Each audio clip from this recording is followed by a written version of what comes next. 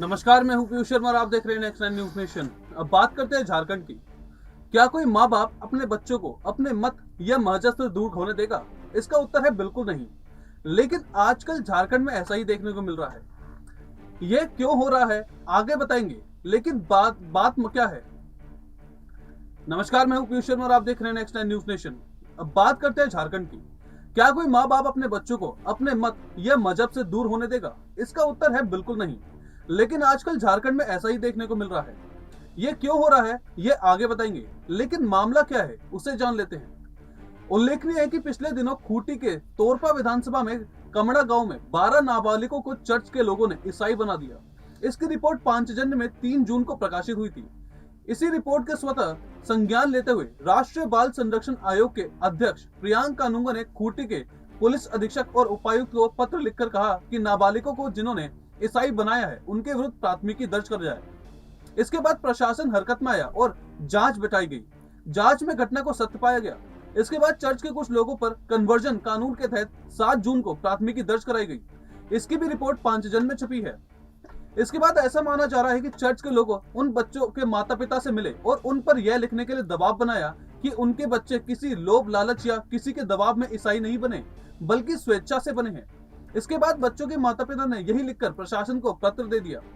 यानी चर्च ने हिंदुओं के बच्चों को ईसाई बनाया और उनके माता पिता पर ऐसा दबाव बनाया कि वो उनका विरोध नहीं कर पाए।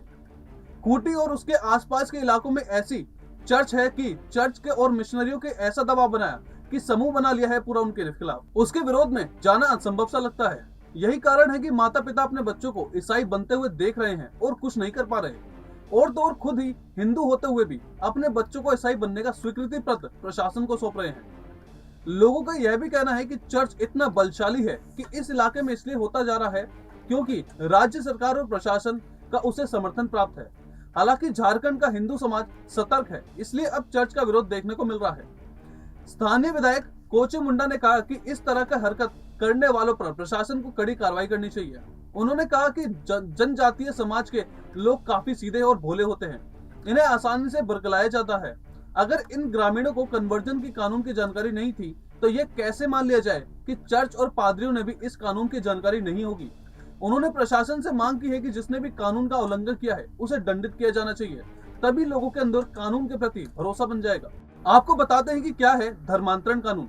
2017 में तत्कालीन रघुवर सरकार ने धर्मांतरण कानून बनाया था। इस कानून के तहत झारखंड में किसी भी व्यक्ति को बलपूर्वक, कपट से या प्रलोभन देके कन्वर्जन कराना संज्ञेय व गैर जमानती अपराध है। साथ ही आरोप साबित होने पर ऐसे मामलों में 3 वर्ष तक की जेल तथा 50,000 रुपए के जुर्माने का प्रावधान है। अगर कन्वर्जन किसी नाबालिग महिला, अनुसूचित जाति या अनुसूचित जनजाति के सदस्यों का किया जाता है तो 4 वर्ष तक जेल और 1 लाख रुपए तक का जुर्माना है। यदि कोई व्यक्ति स्वेच्छा से मत परिवर्तन कराना चाहता है तो इसके लिए उपायुक्त से सहमति लेनी होगी। ऐसा नहीं करने पर उसे 1 वर्ष तक की जेल या 5,000 रुपए का जुर्माना या दोनों सजा हो सकती है। अब देखना यह है कि 12 नाबालिगों के कन्वर्जन पर प्रशासन का रवैया कैसा रहता है। फिलहाल इस खबर पर इतना ही। आप देखते रहिए नेक्स्ट टाइम न्यूज नेशन।